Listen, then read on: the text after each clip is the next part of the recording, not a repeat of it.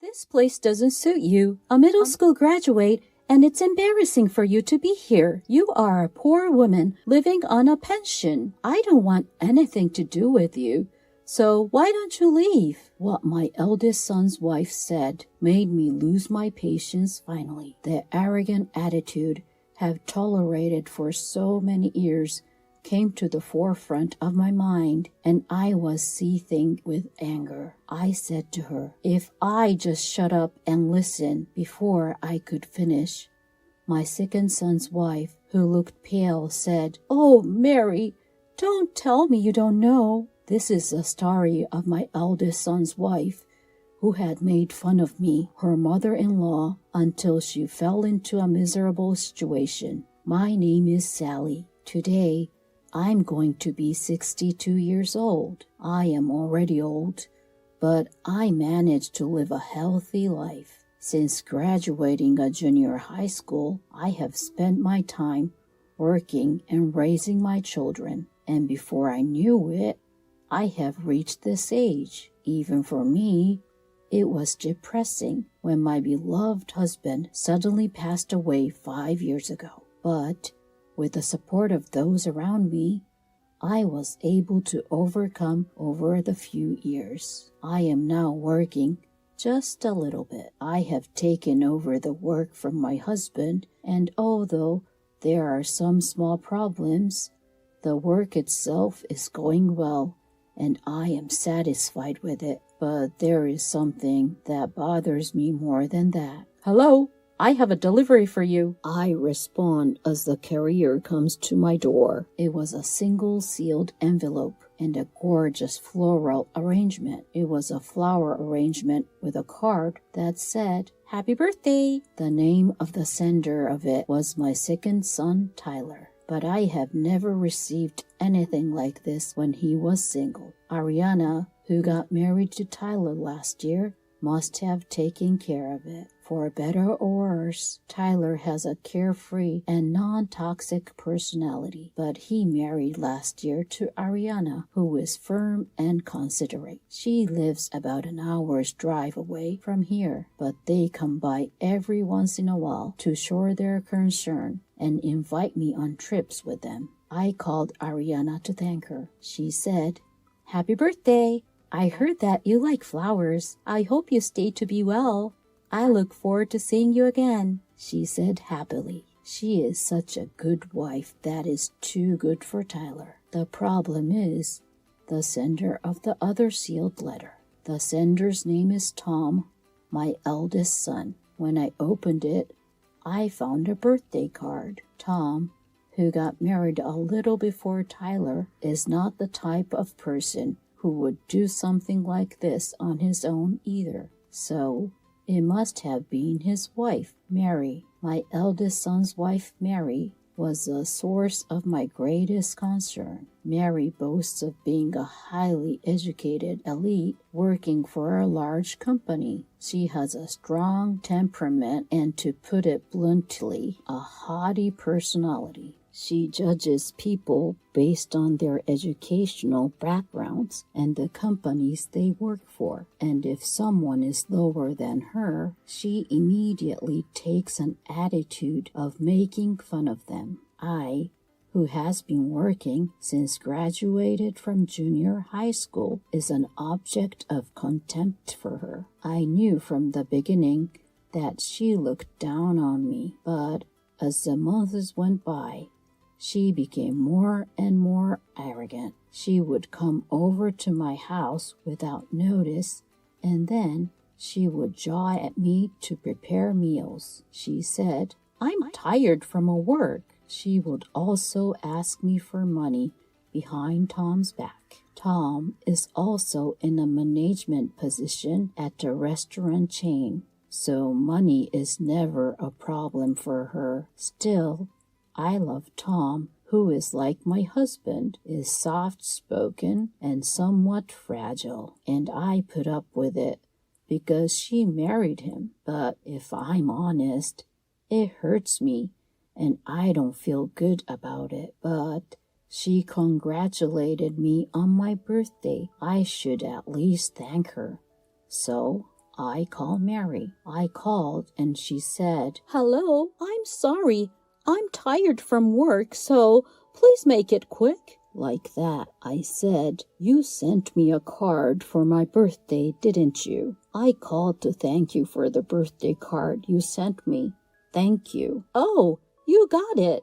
I'm so glad. Oh, by the way, there's a dinner party with your relatives coming up, isn't there? Sally, please go dressed decently so I won't be embarrassed." "Yes.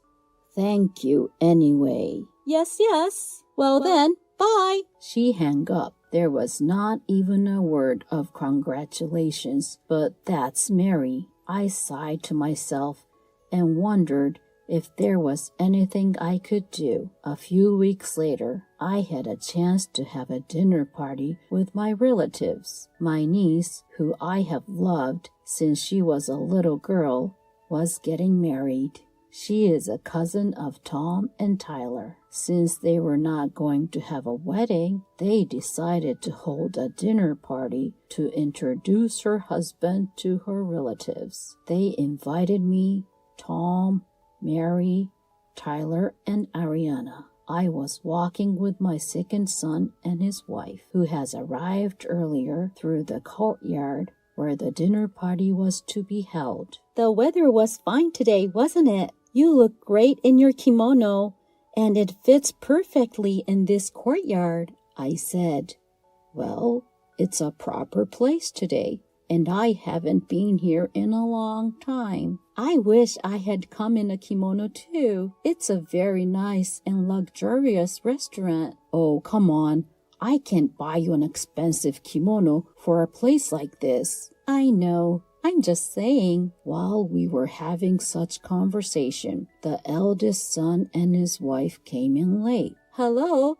Wow, you dressed properly. Hey, you don't have to say it like that. Tom tried to stop her, but Mary was clearly unhappy. It's almost time to go in. I said so and went inside the restaurant. About 30 relatives have gathered, and many of them came to greet me. She is a very well liked, isn't she? Is it out of pity after all? Mary, who was standing a little distance away from me, whispered, but my ears caught her. But I pretended not to hear her and took my seat. My niece and her nuptial partner greeted, and after a toast, the dinner party began. I thought it would be a restaurant in a rural area, but the food is quite impressive. They have a good selection of sake as well. It's just as well they were featured in a Tokyo magazine.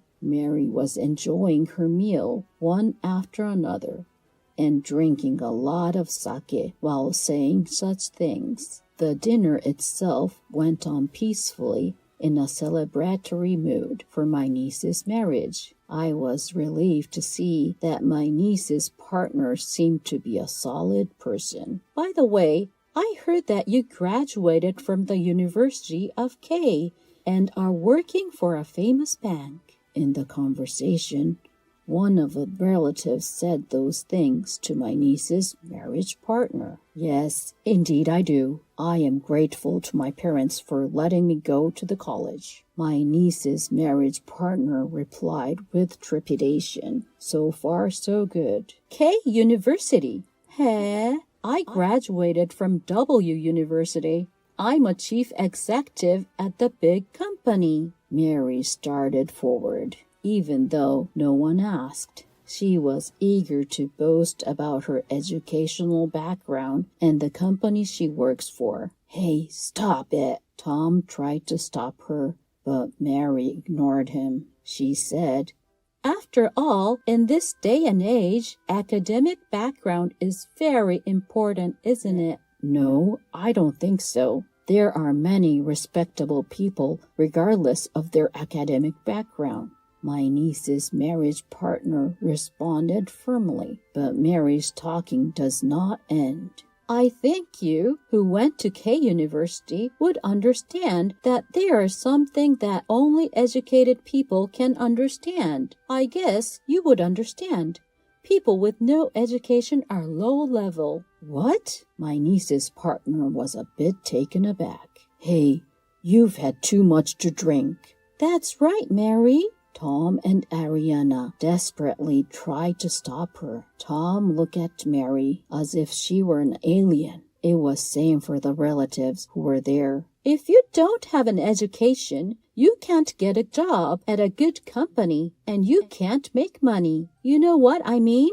Don't you, Sally? She suddenly asked me, but I already guessed what she was going to say. I don't know, Mary. You drank too much. Why don't you go outside and get some air? I answered without hesitation, but that seemed to irritate her. What's the matter with you? Mary, you're being a bit harsh. Did you just tell me to leave? Even though I'm a college graduate and you are a junior high school graduate, I don't understand. Hey, what the hell are you? Tom tried to stop her, but I stopped him with my eyes. Now that it's come to this, the pus has to come out, I thought. Mary, if you have something to say, why don't you say it? I said, and she laughed through her nose and then spoke up. Well, let me tell you something. If I were you, I would be too embarrassed to show up in the relatives because you're a middle school graduate with no qualification. All the relatives, including my niece and my niece's married partner, were looking at us. She said, I haven't seen you working much since your husband passed away. I mean, you're unemployed, and at 62, it's not even close to retirement age at the place I work. And people are working hard as an elite manager. Mary was a sole provider. She even seemed to be enjoying herself. You didn't go to high school, not even to a good university, and you don't have any qualifications. That's why you're in this situation. Don't you think it's pathetic? Oh, I definitely don't want to become an aunt like you, although I don't because I work for a big company. Not only the relatives, but even the employees who brought the food froze and listened to her words. Then she unleashed the decisive words. She said, a middle school graduate like you doesn't belong in a place like this, and it's embarrassing. You are a poor person living on a pension. I don't want to get involved. So why don't you leave? Mary's words made me lose my patience finally. The arrogant attitude I have been trying so hard to tolerate until now came to the forefront of my mind, and I felt a surge of rage. The back of my nose twitched, and I held back the tears that was about to flow. I thought to myself, hey, I just shut up and listen, but before I could finish, Ariana, who looked very pale, said, Oh, Mary, don't tell me you don't know, she said. What? I don't know what? Mary looked at Ariana with doubtful eyes, then looked around at the relatives. Some looked bitter, some looked really angry, some looked condescending. Tom suppressed his eyes and slumped down. What? What the hell? Mary said, and Ariana answered in a trembling voice. Sally is the owner of this restaurant, remember? After a moment of silence. What? Don't make me laugh. What are you talking about? Mary snickered. Then the chief and the employees who were there rushed over to me. Boss, are you all right? She is a wonderful person. I can't tell you how much she had helped me. Do you know what you're talking about? He shouted angrily at Mary. She turned to Tom. Tom, what's this all about? Nothing. It's just what they said is true. What? What are you talking about? You've never told me before. Dad and Mom started this restaurant, and she took over from him, but she wasn't in a good position to run the business by herself. So now she lends her name to someone else to run the business. It is true that she is the owner. Why didn't you tell me? If I tell you, you would say stupid things, like getting the restaurant or the property. I wanted to leave my mother alone, who was depressed after my father's death. Besides, as soon as you heard about my mother's education background, you looked down on her and weren't interested. What? How can a junior high school graduate run such a fancy restaurant? The business is going down the drain, isn't it? Even the house is old. It's true that they are poor. Tyler was the one who spoke to Mary, who is still complaining. My mother is a person who prefers to keep things simple, and the house is full of memories of my father. She owns a condominium in front of the station and other properties that she and my father bought together. To be honest, I think she earns much more than you do. What? What the hell? You guys, enough. You're just a middle school graduate. Why don't you just stop? A quiet, calm voice rang out. Standing there was a man who is one of the relatives, but not much older than me. He was dressed in an elegant suit. What's the matter with you, old man? Don't talk to me. Who are you, huh? Mary looked at the man's face to retort, and then her face turned pale. Do you know who I am? No way. Executive director? This man was a cousin of my husband. He seemed to be the managing director of Mary's company. I had no idea that one of our relatives was a problem employee of our company. To be honest, you don't have a good reputation in the company. I heard that you are very critical of other employees and that you treat your subordinates differently based on their academic backgrounds. This seems to have a big impact on your work, as it causes projects big problems. Mary looked as if she was about to faint, but the executive director continued. I'm sure it must be even worse at your company since you treat your relatives so badly. I'm going to take a look at this case, and I'll make sure that my report against you is properly scrutinized. You will probably be demoted or left. Oh no! Executive Director, please don't do that. As Mary was about to ask for help, Tom grabbed her by her shoulders and stopped her. That's enough, Mary. What? If you had told me from the beginning, this wouldn't have happened. Do something about it. Hey! Mary, with a bright red face, attacked Tom. Mary, let's get a divorce. You're always like that. But you're ruining such an important event and causing problems at work as well. More than anything, I can't be with you anymore after you spoke out that way to my mother, who worked so hard to raise us. Tom said that without an emotion. I burst into tears as Tyler held me by the shoulders and Ariana cuddled me close. What the hell? Everyone is protecting this middle-aged woman. There is no way that I am divorced and demoted. Don't be silly. Mary is distraught. The executive director says quietly, You can't stay here any longer. You should leave now. I agree. It's an important place for us, and my aunt is an important person. We don't feel good about having it ruined.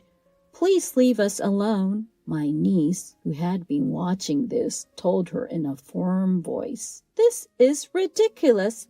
This is impossible. Mary was stunned and left the room with the employee. Everyone, I'm sorry about my wife. As Tom bowed, my niece rubbed my arm. Aunt, don't worry about it. I love you, and everyone loves you, Aunt. Besides, that lady will not be your daughter-in-law anymore. Yes, she won't.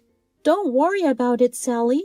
I respect you. Ariana leaned in close and told me that. Yes, I'll be happy if I can get divorced with her, Tom said to me as well. I'm sorry, Tom. I can't believe you are divorcing because of me. What are you talking about, Mom? I'm really sorry for everything I've done. From now on, I will be more filial to my parents. Tom said so and put his hand on my shoulder. After that, we all regained our composure and we were able to finish the dinner without incident. A few months later, Tom and Mary divorced. Mary made a fuss and went to the family court to seek alimony, but her claim was not successful. According to what the managing director told us, an internal investigation revealed Mary's problematic behavior. She was so proud of her education and work, but I can't believe she was behaving like that at work. In the end, she was transferred to a small branch office in another prefecture. Technically, she was demoted. Then, something unexpected happened. Tom announced that he would take over the restaurant. Originally, I have never forced my children to take over the family business because I wanted them to do the work they loved. But it was true that I felt a little sad about handing over the precious place I have inherited from my husband to someone else. Tom told me with a serious look on his face. That restaurant must have been filled with the love and passion of my father and you, Tom said. I really wanted to take over the restaurant, but I thought I couldn't handle it, so I went to work for a restaurant chain. But when I saw how much you are loved by your employees, I decided I wanted to protect the restaurant that you and Dad have built. Tom, thank you very much. But until then,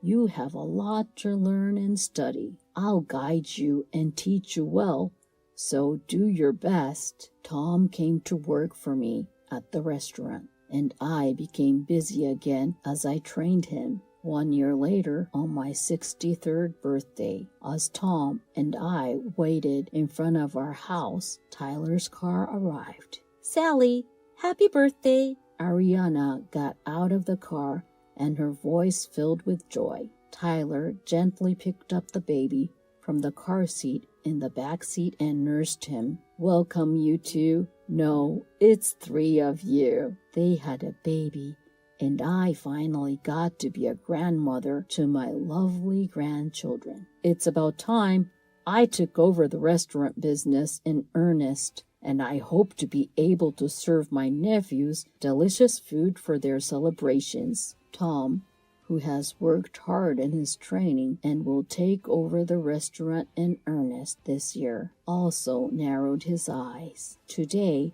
I secretly wish to find someone new for Tom, who has finally become a full-fledged restaurant chef. My name is Natalie. I've been married to my husband, who I met through a friend, for 20 years. We're both approaching our mid-40s. We live with my husband, Smith, our daughter, Evelyn, our son, Watson, and my mother-in-law. Before we got married, my husband seemed like a caring and reliable man who loved his mother. However, after marriage, it became clear that my mother-in-law adored her only son, and he often prioritized her over our family. When I tried to talk to him about the tough treatment I received from mother-in-law, he would say, "My mom is right," and he wouldn't listen to me. Life was bearable when we lived separately from mother-in-law, but when our second child, our son, was born, my father-in-law passed away suddenly. Concerned for mother-in-law, my husband suggested we move in with her. Once we started living together, mother-in-law's attitude toward me worsened. We had 2 kids to look after, and now mother-in-law's living expenses were added to our budget. My husband's income wasn't enough to cover our living expenses, let alone pay off loans, so I had to work as well. Mother-in-law didn't like this and said, "A wife should stay home and take care of the house," and "don't neglect household duties just because you work." But I had no choice but to work. Ignoring mother-in-law's objections, I started working full-time. Naturally, I couldn't devote all my time to housework. Things got tough, and I asked my husband for help, but he would just lounge on the sofa, playing games on his smartphone even when he was home. Mother-in-law, instead of correcting him, would say, "Smith is tired from work. Natalie should handle everything at home." Moreover, mother-in-law wouldn't lift a finger, even for her own needs, and threw everything onto me. My husband seemed to like this, and stopped doing anything around the house. In the end, while working full-time, I had to handle all the housework and childcare for our family of 4, including mother-in-law. To make matters worse, mother-in-law demanded an allowance of $500 a month from our household budget, even though she contributed nothing. Mother-in-law doesn't contribute a single dollar to our household expenses. Of course, all of her food and utility bills come out of our budget. On top of that, she even demanded an allowance from our household income. Naturally, I refused, but mother-in-law argued, "The household income is Smith's earnings. You, as his wife, have no say in how it's spent." My husband backed her up, saying, "It's my money, so I can give it to my mom if I want to." Neither of them understood why I needed to work full-time. Yet, if I ever cut corners on housework due to my busy schedule, mother-in-law would criticize everything from the meals I prepared to how I cleaned.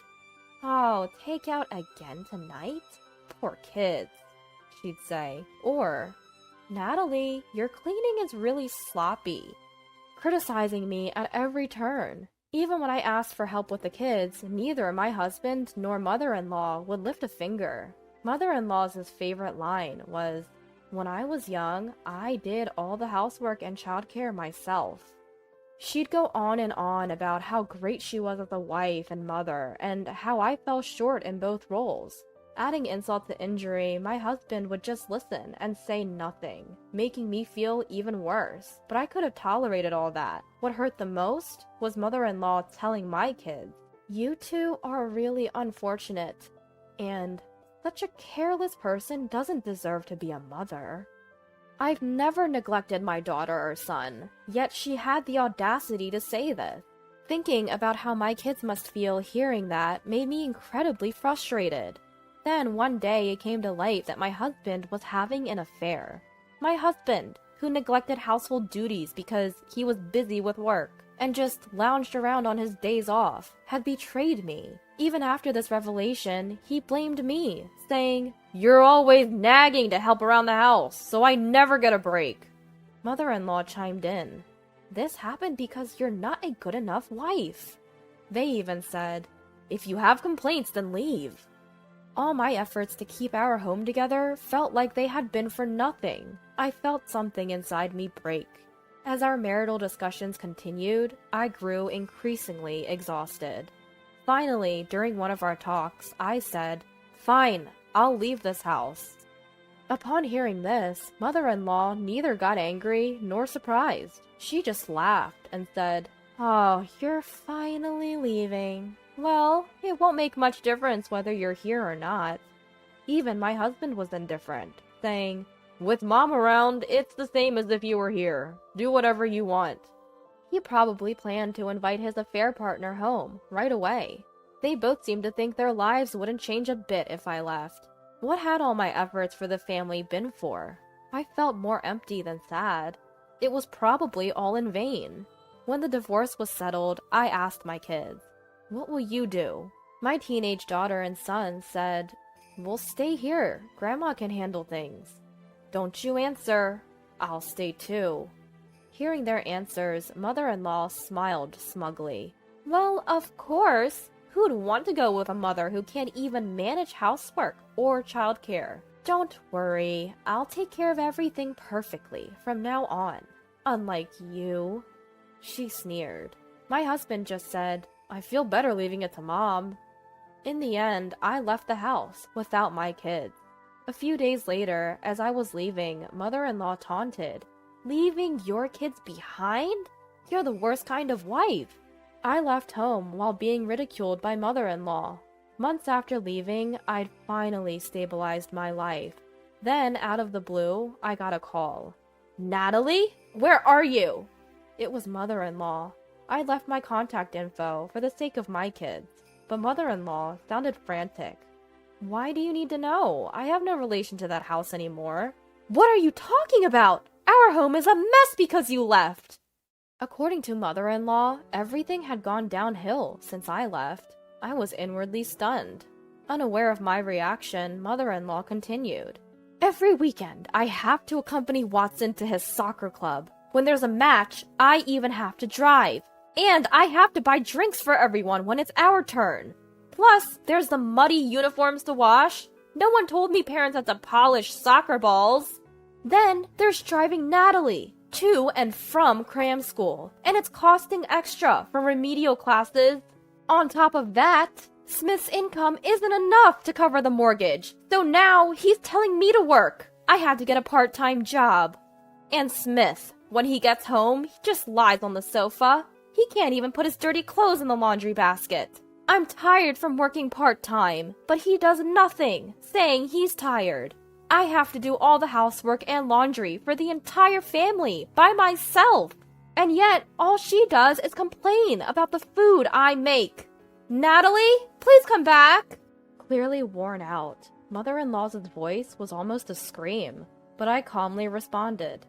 Weren't you and Smith the ones who told me to leave? Weren't you supposed to handle everything perfectly on your own, unlike me? I could tell mother-in-law was shocked on the other end of the phone. Her current situation was exactly where I had been just a few months ago, working to support the family, handling all the housework and childcare alone, and a husband who wouldn't help.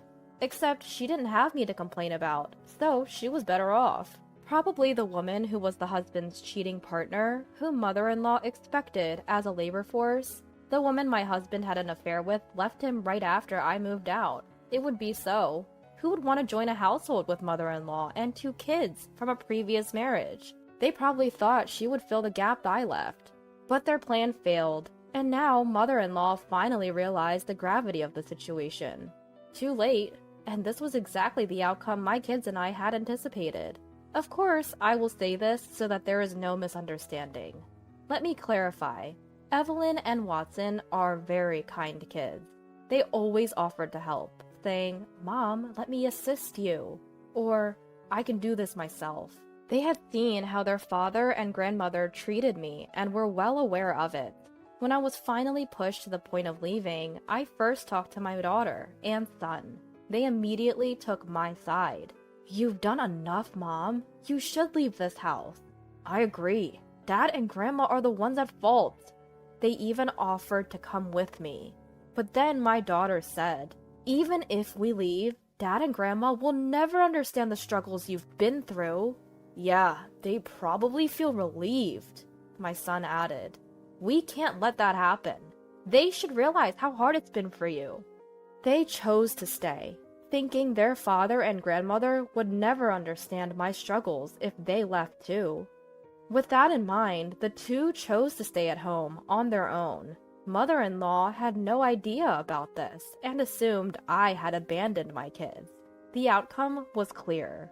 I never had high hopes for my husband, but mother-in-law couldn't possibly replace me in supporting the family, doing housework, and raising kids. And with just my husband's income, they couldn't even manage the household finances, let alone the mortgage. Mother-in-law probably finally realized where her allowance had been coming from.